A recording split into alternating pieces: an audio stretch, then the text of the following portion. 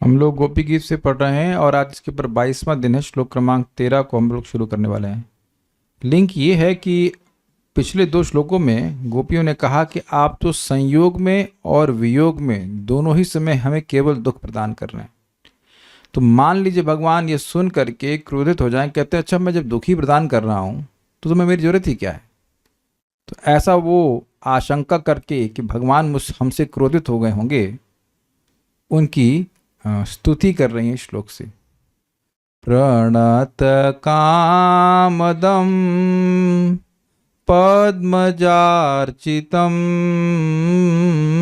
धरणि मंडनम ध्येयमापदि। प्रणत कामदं पद्मजार्चितं धरणिमण्डनं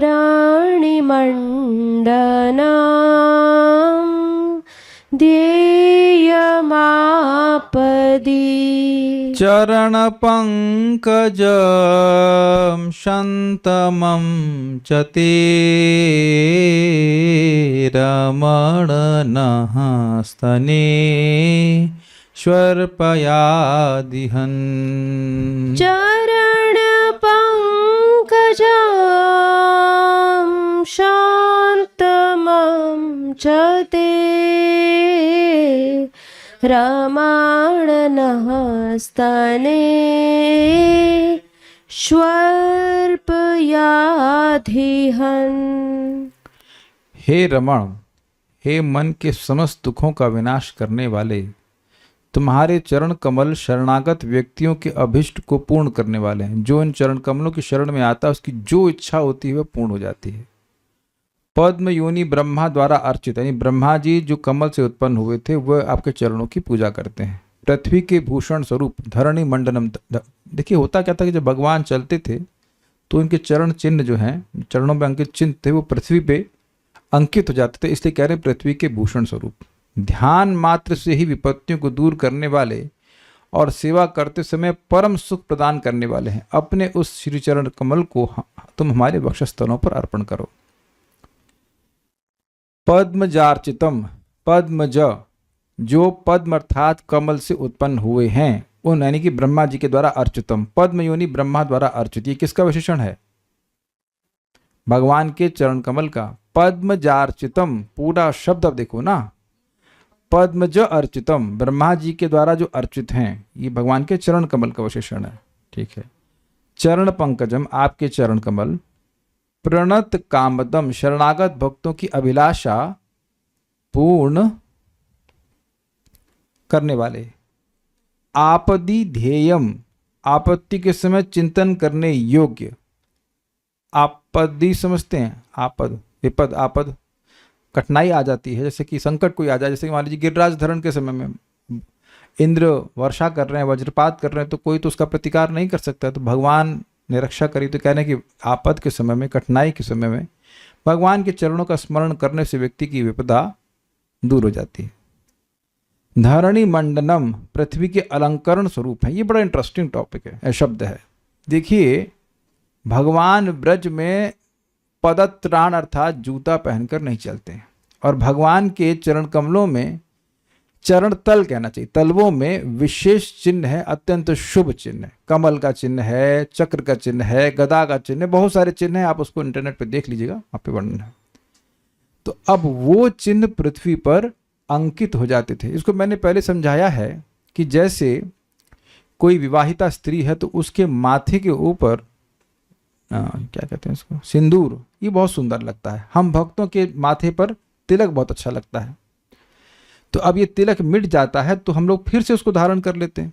मुंह धो लिया या नहा लिए तो मिट जाता है तो फिर धारण कर लेते हैं, क्योंकि अपना सौभाग्य मानते हैं, भगवान का सूचक है। स्पष्ट समझ में आ रहा है? तो हमारे माथे का मंडन क्या है? ये तिलक। मंडन मतलब अलंकरण या आभूषण। तो पृथ्वी के ऊपर भगवान के जब चरण चिन्ह बन जाते थे तो समझाया गया है पहले भी कि जो पशु हैं वह भी उसके ऊपर दोबारा स्टेप नहीं करते थे। जो भगवान जिन पशुओं को लेके जा रहे हैं वो भी जानते हैं, दे आर सो कॉन्शियस कि भगवान के चरण चिन्ह यहाँ पे हैं, उसके ऊपर कोई स्टेप नहीं करता था। और मान लीजिए कोई स्टेप ना भी करे तो पृथ्वी के जो धूलिकण है उससे भी वो चिन्ह हट जाने चाहिए थे, लेकिन पृथ्वी उसको नहीं हटने देती थी। अच्छा, एक तो ये अर्थ है। दूसरा बड़ा सुंदर अर्थ है। परम पूज्य राधा गोविंद महाराज कथा में बता रहे हैं, धरणी मंडलम का मतलब है पृथ्वी के उत्पादों से भगवान अपना अलंकरण करते थे। माता यशोदा गोल्ड आदि की ज्वेलरी पहनाती थी और ब्रज के अपने ग्वाल बालों के संग वो जा रहे हैं। बाद में जंगल में जाके कहते भाई ये हमको बहुत भार लग रहा है, तो उनके जो ग्वाल बाल सखा हैं वो सारे अलंकरण उतार के रख देते थे और उनको मिट्टी जो था क्या बोलते हैं उसको, लाल रंग की मिट्टी होती है, कुछ कहते हैं नाम, चंदनी ग से कुछ कहते हैं, भूल रहे हैं, गोरू गोरू गोरू, उससे भगवान का अलंकार करेंगे। गेरू, सॉरी, हाँ गेरू, या और भी अलग अलग प्रकार के रंग की मिट्टी होती थी, उससे करेंगे, फूलों से करेंगे, पत्तों से करेंगे। तो फूल कहाँ उगते हैं? पृथ्वी के ऊपर। पत्ते कहाँ उगते हैं? पृथ्वी के ऊपर। और गेरू तो मिट्टी है ही। तो अब भगवान का अलंकरण पृथ्वी के उत्पादन से हो रहा है, इसलिए कह रहे धरणी मंडलम। ये भी एक अर्थ है भगवान के संबंध में। पृथ्वी के उत्पादों से भगवान का अलंकरण होता है। रमण, हे प्रियतम, ये शब्द बड़ा अच्छा है। रमण का अर्थ समझते हैं? रमण रमना वाला अर्थ है कि यानी मन को जो एकदम आकृष्ट कर ले, मन और कहीं जाए ही नहीं, वो उसको कहा जाएगा रमण, रमण करना। और रमण का दूसरा अर्थ है वो जो प्रिया प्रेयसी वाला भाव है, वो भी है। आदिहन, आदि का अर्थ क्या होता है? आपने सुना है शब्द आदि और व्याधि? क्या अर्थ होता है इसका? वेदवादी सुना तो होगा, उसका अर्थ सोचा है कभी? व्याधि तो यानी बीमारी, और आदि जिसकी कोई शुरुआत नहीं है। नहीं, वो आदि होता है, जैसे आदि है। देखिए, आदि का मतलब होता है मानसिक बीमारी और व्याधि का मतलब होता है शारीरिक बीमारी। तो कह रहे हैं आदिहन मतलब मन की व्यथा को दूर करने वाले। अब समझ में आया? ठीक है। संत मम, सेवा करते समय परम सुख प्रदान करने वाले हैं। आपके चरणों की सेवा करके हम लोग को बहुत सुख मिलता है। अब ये सीधा संबंध समझ लीजिए। देखिए, जिससे प्रेम होता है उसकी सेवा करने में सुख मिलता है। तो गोपियों को अत्यंत प्रेम है भगवान से, भगवान के चरणों की सेवा करने से उनको अत्यंत सुख मिलता है। तो ये भी भगवान के चरणों का विशेषण है। चते, अपने उन्हीं चरणों को नह स्तनेषु अर्पया, हमारे वक्षस्थल पर स्थापित करें। तो स्पष्ट है, प्रणत कामदम, जो आपके चरण कमलों के आश्रित होते हैं उनकी सारी इच्छाओं को आप पूर्ण करते हैं। पद्मजार्चितम, आपके चरण कमल ब्रह्मा जी के द्वारा अर्चित है। धरणी मंडनम, वह पृथ्वी के अलंकरण स्वरूप हैं। ध्येय मापदी, विपदा के समय उनका ध्यान करने से वह सारी विपदा को दूर करते हैं। तो हम तो कर रहे हैं ना ध्यान, हमारी विरह जो ताप है वही हमारी विपदा, उसको आप दूर कीजिए। चरण पंकजम संतमम चते, ते मतलब आपके जो चरण कमल हैं वह सेवा के समय परम सुख प्रदान करने वाले हैं। न रमण, हे प्रियतम, अब हमारे वक्षस्थल पर आप उनको अर्पित कीजिए। आदिहन मतलब हमारी जो मन की व्यथा है उसको आप दूर करने वाले हो। तो कुछ फोटो हैंगे थे, मैंने फोटो शायद गलत डाल दिया ब्रह्मा जी ठीक नहीं दिख रहे इसमें, आई एम सॉरी, चेंज कर रहा हूँ, वो गलत फोटो आ गया। भावार्थ दीपिका, अतएव अब अपनी कपटता का परित्याग कर हमारी इच्छा को पूर्ण करो। मतलब आज तक तो तुम संयोग वियोग में हमें दुखी दिए हो, कम से कम आप तो कपटता त्यागो। प्रणत कामदम इत्यादि 2 श्लोकों के द्वारा गोपियां यही प्रार्थना कर रहे हैं कि हमारी इच्छा को पूर्ण करो। अब तक तो तुमने केवल हमको लुभाया है। हे आदिहन अर्थात हे मन की समस्त पीड़ाओं को हरने वाले। हे रमण मतलब हे प्रियतम, ब्रह्मा आदि के द्वारा अर्चित, विपत्ति काल में ध्यान करने मात्र से विपत्तियों को दूर करने वाले, सेवा के समय में भी परम सुखमय स्वरूप, अपने उस चरण कमल को हमारे काम ताप को शांत करने के लिए हमारे वक्षस्थलों पर अर्पण करो। तो ये तो ऑलमोस्ट ट्रांसलेशन जैसा ही है। वैष्णव तोषणी पढ़ते हैं। वैष्णव तोषणी पढ़ने में अब आपको अपने सारे इंजन ऑन करने पड़ेंगे। समझ में आ जाएगा, लेकिन इंजन ऑन करके समझना होगा। इंजन समझ रहे हैं, माइंड के दोनों भाग होते हैं ना, लेफ्ट ब्रेन राइट ब्रेन, दोनों को एक्टिवेट कीजिए तब समझ में आएगा। और रिएक्शन पे आप बटन दबाए रखिएगा, पूछते रहेंगे समझ में आया तो लाइक बटन। ओके, इस प्रकार प्रहसितम इत्यादि श्लोकों में ब्रज देवियों की ही प्रेमोक्ति द्वारा पहले वर्णन नहीं किया गया श्री कृष्ण का व्रज गोपियों के प्रति जो पूर्व राग है, उसे मुनियों में इंद्र श्री सुखदेव गोस्वामी द्वारा स्पष्ट रूप से वर्णन किया गया है।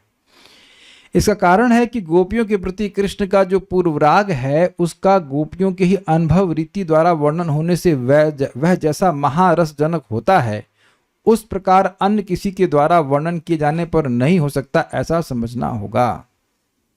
इस प्रकार व्रजदेवियों का श्री कृष्ण के अंग संग में जो अनुराग उत्पन्न हुआ उस विषय में श्री कृष्ण का ही दोष दिखलाते हुए पूर्वोक्त रीति के अनुसार ही अंग संग विषयक दोनों 7 और 8 संख्य श्लोकों की प्रार्थनाओं के द्वारा उपसंहार करती हुई गोपियां स्वयं अपने गीत के द्वारा काम क्षोभ से शुद्ध होकर प्रणत इत्यादि 2 श्लोकों के द्वारा पुनः प्रार्थना करनी। अब एकदम गया ना ऊपर से, क्या बोल गए भाई, कौन सा 7 कौन सा 8, तो ये पहले श्लोक समझा जाए भाई, ये प्रहसितम श्लोक है कौन सा, ये तो प्रश्न किया जाएगा ना। 11वां है क्या? नहीं, 11वां तो नहीं निकला, यह 10वां। इसमें यहाँ पे देखिए क्या बोल रहे हैं। ये पूर्व राग क्या होता है?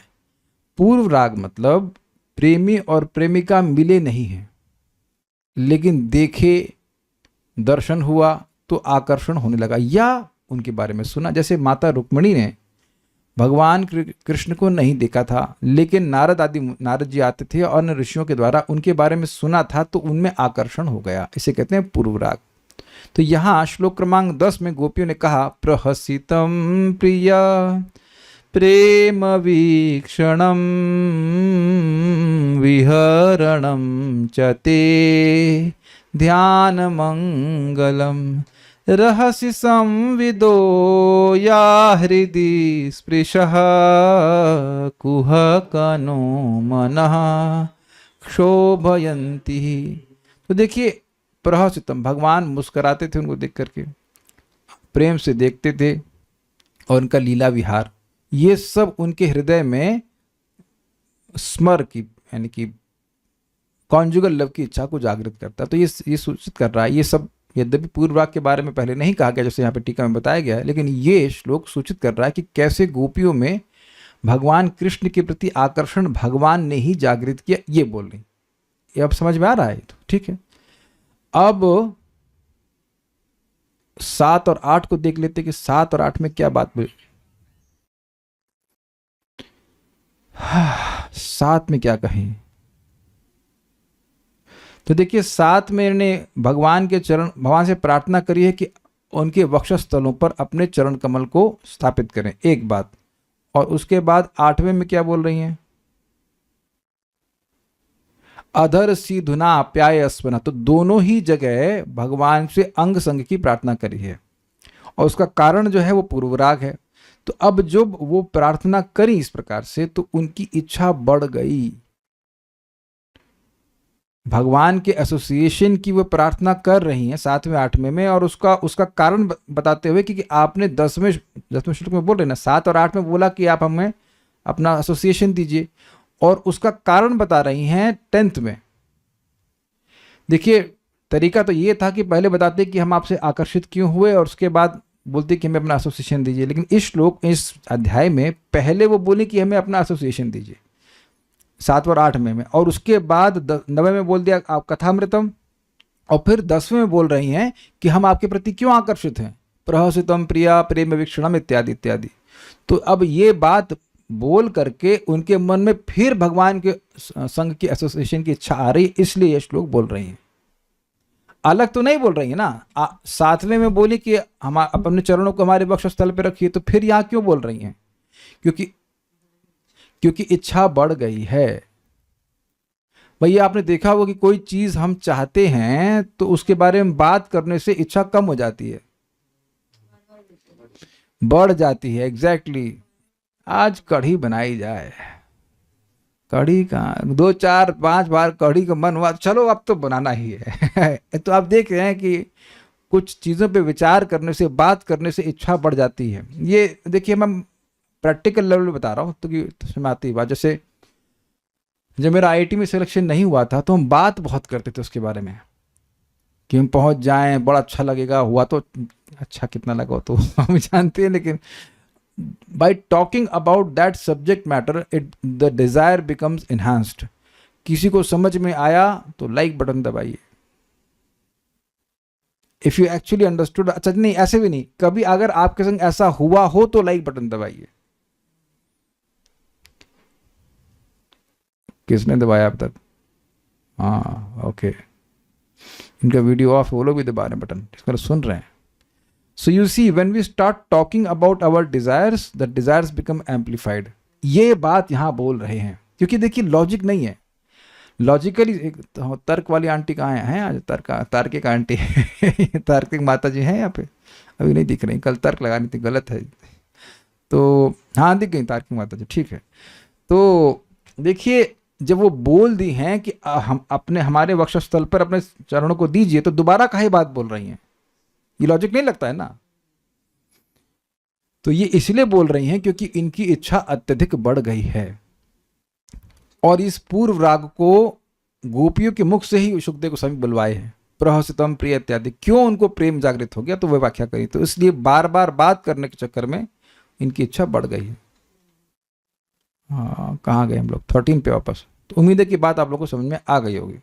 नहीं भी आ गई तो कोई बात नहीं, अब आगे ये वाला बात तो समझ में आ जाता है. प्रणत कामदम मतलब तुमने शरणागत नलकूबर, नलकूबर मतलब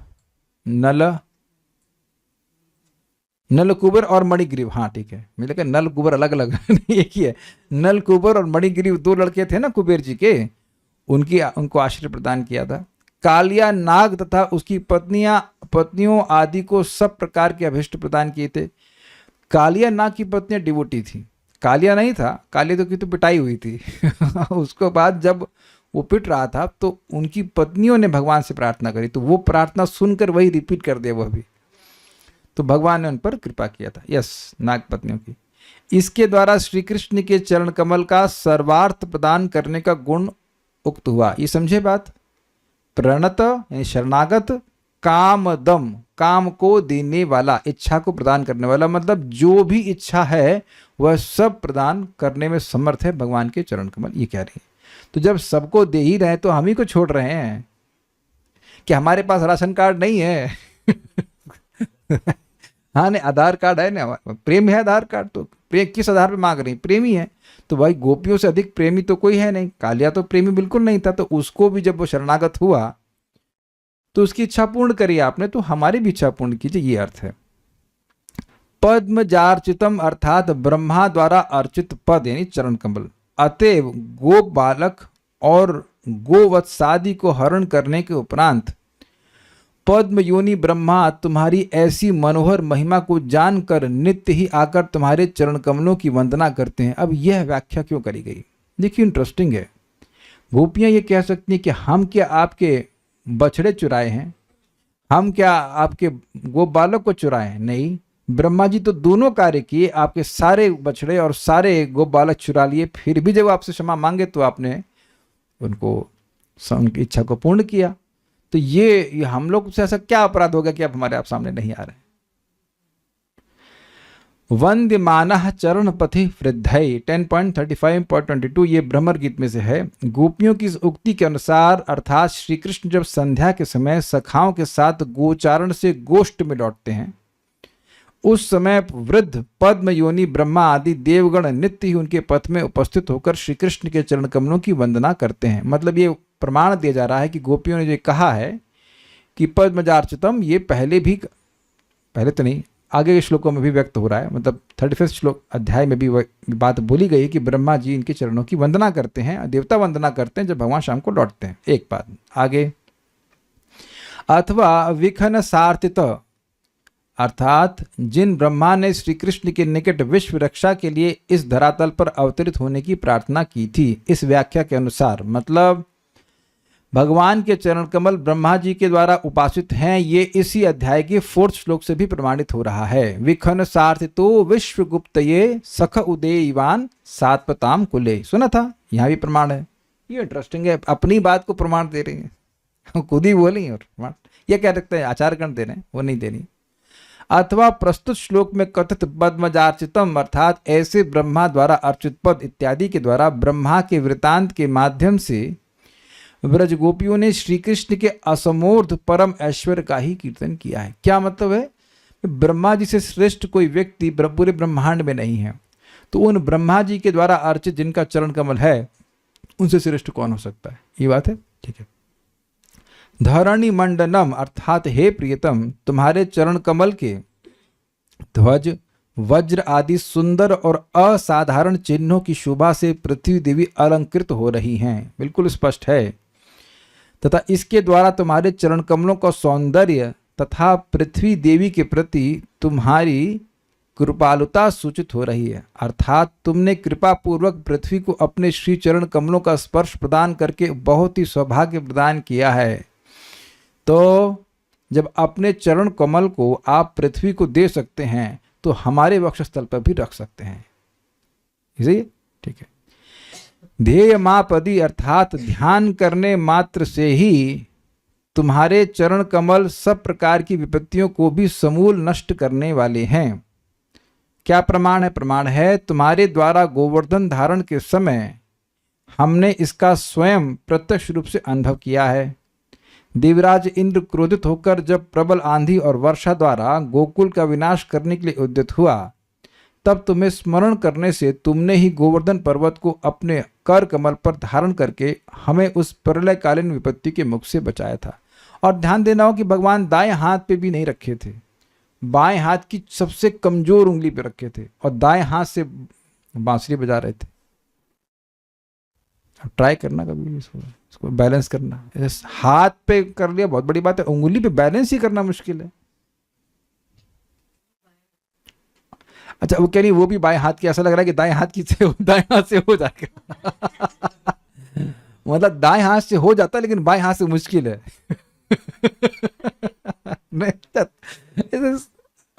भगवान ने किया तो यानी कि बेसिकली ये कह रहे हैं कि ऐसा नहीं कि आपने पहले विपत्ति से हमारी रक्षा नहीं करी है, जो इतनी बड़ी विपत्ति से रक्षा कर दी तो यहां तक केवल सामने आना है, ये बात है। कौन से न्याय लगा? क्या मत न्याय। हमारे बोलने की स्टाइल से आप समझ गए होंगे कि कौन सा न्याय लगा। वैसे मुझे भी कोई से अधिक न्याय पता होता है नहीं है, एक और न्याय होता है, लेकिन एक और भी है, एक आध दो और भी आते हैं, देहली दीपक न्याय और काक और भी कुछ है, याद नहीं आ रहा। इस प्रकार गोपियां श्री चरण कमलों के समस्त प्रकार के अभिष्टों को पूर्ण करने वाले गुण का निर्देश कर कि आपके चरण कमल हर इच्छा को पूर्ण करते हैं, फिर कहती हैं शंत ममच इत्यादि पद द्वारा कह रही कि तुम्हारे चरण कमल स्वतः ही परम फल स्वरूप है। मतलब अभी तक ये कहा कि आपके चरण कमल हर फल को देने वाले हैं, और अब ये कह रही कि आपके चरण कमल ही फल स्वरूप है, अर्थात सेवा के समय भी परम सुखप्रद है। भाई देखिए, समझिए, कोई भी फल, कोई भी गोल आप क्यों चाहे हो आज तक जीवन में, ये बताइए। Any goal has been desirable by you for what reason? सुख। वही केवल एक इच्छा की, भाई हमको ये प्राप्त कर लेंगे हम सुखी हो जाएंगे। तो अब यहां ये कह रही हैं कि शंतमम चते मतलब सेवा करते समय आपके चरण कमल अत्यंत सुख प्रदान करते हैं। तो न सिर्फ आपके चरण कमल सुख के साधन हैं, अपितु वह साध्य भी, वो सुख ही हैं, सुख स्वरूप भी हैं, ये भी कह रही। ओके, भावार्थ यह है कि श्री कृष्ण के चरण कमल सुख के साधन भी हैं तथा सुख स्वरूप भी हैं। ये भी समझ में आ गया? ठीक है। इस प्रकार गोपियों ने निरूपित किया कि श्री कृष्ण के चरण कमल सब प्रकार के दुखों को दूर करने वाले और सुख प्रदान करने के कारण स्वरूप हैं। इसी के अनुसार हे आदिहन, समझे? आदिहन मतलब मन की व्यथा को दूर करने वाले, क्योंकि भगवान के चरण कमल सब दुखों को दूर करते हैं और सब प्रकार के सुख को प्रदान करने वाले, इसलिए हमारे आदिहन मतलब हमारी जो मन की विरह ताप है, आदि है, मन की परेशानी, वो आपके चरण कमल दूर कर देंगे। हे तथा हे रमण नामक ये दोनों संबोधन क्रमशः विचारणीय हैं। रमण मतलब आनंद देने वाला। तो आप आदिहन हैं, यानी कि मन की व्यथा को दूर करने वाले हैं, क्योंकि ऑब्वियसली शंतमम चते, क्योंकि आपके चरण कमल सुख सेव्य हैं। और अब रमण मतलब अगेन रमणीय है, सुखन मनोहर है। अर्थात हे आदिहन संबोधन का अर्थ होगा हमारी विरह पीड़ा का नाश करो, और हे रमण का अर्थ होगा विचित्र विहार आदि के द्वारा हम लोग को सुख प्रदान करो। अब आप लोग के मन में एक डाउट नहीं आ रहा है कि गोपियां तो अपने सुख के बारे में कभी नहीं सोचती, तो ऐसी व्याख्या क्यों कह रहे हैं? देखिए, इसकी व्याख्या पहले भी हो चुकी है कि जिसको वास्तविक रूप से प्रेम होगा और उसका जो प्रेमास्पद है, जिससे वो प्रेम कर रहा है, वह भूखा होगा तो क्या बोलेगा, मुझे बड़ी भूख लगती है, मैं कुछ खाना बनाता हूं। वो यह नहीं कहेगा कि मैं तुमसे निस्वार्थ प्रेम करता हूं, तुम्हें भूख लगी है, मैं तुम्हारे लिए कुछ बनाते ही हूं या बनाता हूं। ये याद आ रहा है, इस पढ़ा था। तो यद्यपि यथाश्रुत अर्थ ऐसा लग रहा है कि गोपियां अपने सुख की कामना कर रही हैं और अपने दुख की निवृत्ति चाहते हैं, लेकिन एक बात आप क्लियर समझ लीजिए, जब तक ये इच्छा रहेगी कि मेरे दुख की निवृत्ति हो जाए और मुझे सुख की प्राप्ति हो जाए, तो हमें भक्ति नहीं मिल सकती है। Forget about it. क्योंकि भक्ति का स्वरूप क्या है, आनुकूल्येन कृष्णानुशीलनम भक्तिरुत्तमा, भगवान को प्रसन्न करने के लिए भक्ति की जाती, न कि अपने को प्रसन्न करने के लिए। तो गोपियां, समझ लेना, गोपियां परम भक्त हैं, उसमें तो कोई संदेह नहीं है। तो उनके मन में स्वसुख की वासना का उदय ही नहीं हो सकता है। तो ये बेसिकली ये कृष्ण को ही सुखी करना चाहती हैं, लेकिन लैंग्वेज ऐसा हो रहा है जिसमें लग रहा है कि ये अपने सुख की वासना है उनमें। ये ध्यान से इसलिए समझना होगा बात। पर जैसे उनके प्रेम को काम से इंगित किया जा रहा है, कई बार बोला गया मदन पीड़ा काम इत्यादि, तो वही व्यक्ति सोचेगा कि जैसे इस जगत में किसी को काम पीड़ा होती है, ऐसे इनको हो रही है। इसीलिए जब तक व्यक्ति सिद्धांत को नहीं समझता है ठीक से, तो वह भगवान श्री कृष्ण और गोपियों की लीलाओं को गलत ही समझेगा, क्योंकि वो उसको काम का ही अनुभव है, उसके अलावा प्रेम का अनुभव तो है नहीं कहीं। ये बात सारार्थ दर्शनी। यदि श्री कृष्ण कहें, तुम लोगों ने जब दृढ़ रूप से ऐसा निश्चय कर ही लिया है कि मैं सदैव तुम लोगों को दुखी प्रदान करता हूं, तब तुम लोगों को मेरी क्या आवश्यकता है, मैं अब नहीं आता हूं सामने। श्री कृष्ण की ऐसी कोपोक्ति की आशंका कर गोपियां अनुताप करने लगी। कोपोक्ति का मतलब जो कोप में कहा जाता है, गुस्से में कहा जाता है, कि वो सोच भगवान बोल नहीं रहे, इनको आशंका हो रही कि कहीं सुन लिए होंगे, तो वही निश्चित बात है कि भगवान गुस्सा हो गए। तो इसकी आशंका करके गोपियां अनुताप करने लगी। मतलब अनुताप का मतलब होता है पश्चाताप करने लगी। यस, हाय हाय, हम अपने कर्म फल से प्राप्त दुख से अंधी होकर तुम पर ही उस दुख के कारण रूप दोष का आरोप कर रहे हैं। काहू न कोहू सुख दुख के दाता, निज कर्म कृत भराता से करके, कोई किसी को दुख नहीं दे रहा है, सब लोग अपने कर्म फल को भोग रहे हैं, हम अपने कर्म फल के कारण दुखी हो रही हैं, और देखो कितने गलत हमने काम किया कि उसका आरोपण आपके ऊपर कर रही हैं। भाई जैसे मान लीजिए जीभ किसी की कट जाए, बगल में बैठा हो ना, आदमी खा रहा है, कट जाए, अरे तेरी वजह से मेरी जीभ कट गई। अरे भाई तुम्हारी जीभ तुम्हारी वजह से कटी, हमारी वजह से क्या है। लेकिन दुनिया में लोग ऐसे सोचते हैं। तो कह रहे हैं कि हमारा कर्म फल है, हम अपने से दुखी हो रही हैं और फालतू में कृष्ण को आरोपण कर रही हैं। इस प्रकार अनुतप्त होकर श्री कृष्ण को प्रसन्न करने के लिए गोपियां श्री कृष्ण को ही समस्त प्रकार के सुख प्रदान करने वाले के रूप में स्तुति करते हुए, हे सर्व सुखप्रद, हमें तुम्हारी बहुत आवश्यकता है, ऐसा भाव प्रकाशित करते हुए अपने दुख को दूर करने के लिए प्रणत इत्यादि 2 श्लोकों के द्वारा प्रार्थना कर रही हैं। देखिए एक बात एकदम क्लियर समझ लीजिए, गोपी का क्या दुख है। Not having an opportunity to serve Krishna is their misery. जब आप किसी से बेइंतहा प्रेम करते हैं, बेइंतहा समझते हैं, अनलिमिटेड प्रेम करते हैं, तो प्रेम मीन्स सेवा और सेवा मीन्स प्रेम। तो अब प्रेम है, उसकी सेवा करने को नहीं मिला, तो वही सबसे बड़ा दुख है। ये बार बार समझिएगा, लैंग्वेज से ऐसा लग रहा है कि गोपियां अपने दुख की निवृत्ति करना चाहती हैं, लेकिन वस्तुतः वह श्री कृष्ण को सुखी करना चाहती हैं, एंड दैट नहीं कर पा रही हैं, ये उनका दुख है।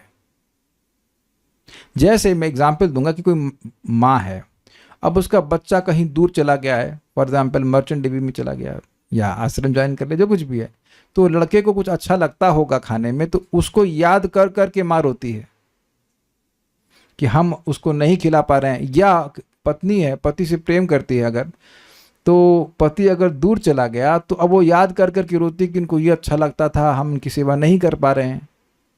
तो दुखी जरूर है, लेकिन उसका कारण क्या है, पति को सुख प्रदान नहीं कर पा रही, ये अर्थ। तो उम्मीद है कि बात आप उनका कुछ कुछ भाव समझ पा रहे हैं, why they are unhappy. Spelling mistake है, प्रणत प्रणम नहीं, प्रणत कामदम अर्थात शरणागत जनों के अभिष्ट को पूर्ण करने वाले, अर्थात अपराधी होने पर भी यदि कोई नम्र विनयी होकर तुम्हारी शरण में आए, तुम उनकी कभी भी उपेक्षा नहीं करते, अपितु उनके सभी अभिष्टों को पूर्ण किया करते हो। जैसे कालिया नाग और उसकी पत्नियों ने पति के संबंध से अपराधी होने पर भी नम्र विनयी होकर तुम्हें प्रणाम और तुम्हारी स्तुति के द्वारा तुम्हारी कृपा को अर्थात अपने अभिष्टों को प्राप्त किया था। क्या कहना चाहते हैं, क्या नहीं चाहते हैं कि यद्यपि कालिया ने आपका अपराध किया था, उनकी पत्नियों ने नहीं किया था, लेकिन नम्र भाव में उन्होंने प्रार्थना करी, कालिया ने भी प्रार्थना की तो आपने उनको क्षमा कर दिया। तो हम लोग तो ऐसा अपराधी नहीं है। थोड़ा गर्व जरूर आ गया था, लेकिन इसका मतलब यह नहीं है कि बहुत बड़ा अपराध कर दिए थे। आप हमारे सामने आ जाइए। पद्मजार्चितम मतलब कमल से जन्म लेने वाले ब्रह्मा ने भी तुम्हारे चरणों में अपराध करने के बाद उसके उपशम के लिए तुम्हारे चरण कमलों का अर्चन और स्तुति कर अपने अभिष्ट को प्राप्त किया था। इसको आप ब्रह्मस्तुति में पढ़ सकते हैं, दशम स्कंद 14वां अध्याय। अतएव जिस प्रकार तुमने कालिया नाग और ब्रह्मा के अपराधों को क्षमा कर उनके अभिष्टों को पूर्ण किया, उसी प्रकार हमारे अपराधों को भी क्षमा कर हमारे अभिष्टों को पूर्ण करो। ये भावार्थ बिल्कुल स्पष्ट व्याख्या की जरूरत नहीं है। धरणी मंडनम तुम्हारे जो श्री चरण पृथ्वी के भूषण स्वरूप हैं, उन्हीं चरण कमलों के द्वारा हमारे वक्षस्थलों को भी अलंकृत करो। यह भाव है। जब आपके चरण एक स्त्री को अलंकृत कर ही रहे हैं, तो आप हमारे भी इच्छा को पूर्ण कर सकते हैं। पृथ्वी देवी तो स्त्री है कि नहीं। ध्येय मापदी अर्थात विपत्ति में ध्यान मात्र से ही समस्त विपत्तियों को दूर करने वाले। इसका प्रमाण है अनेन सर्व दुर्गाणी यूयम अंजस तरिष्यथ।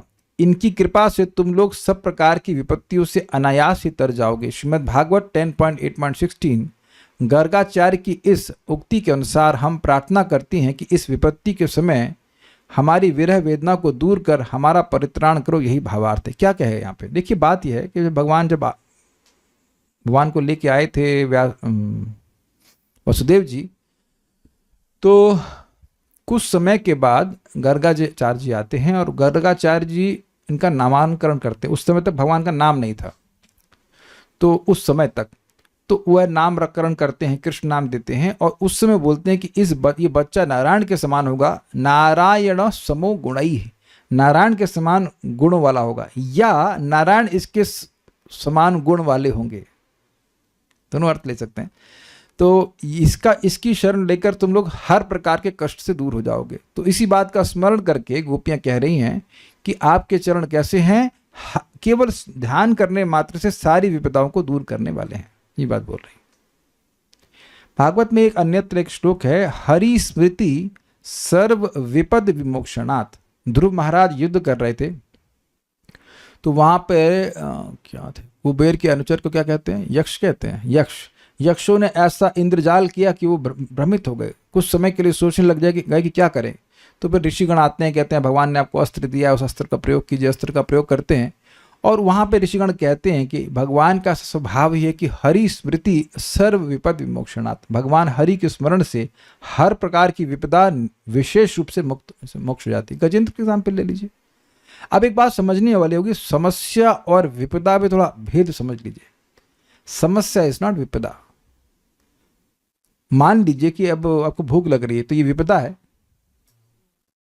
समस्या है कि कुछ गए बना लिया खा लिया। समस्या का समाधान आपके पास रहता है, लेकिन अगर किसी का बच्चा मर गया तो ये समस्या है, इसका तो सोल्यूशन नहीं है ना आपके पास। तो विपदा मतलब इसका सोल्यूशन आपके पास मेरे पास नहीं होगा। समस्या में भगवान के पास नहीं जाते हैं। मान लो किसी का फोन चोरी हो गया, भगवान Krishna Balaram, we don't do that, is it not? ऐसे वी डोंट डू दैट। किसी को 100 रुपए का ना सब्जी मान लो सड़ी निकल गई, तो we don't pray to Krishna और दिस मैटर्स।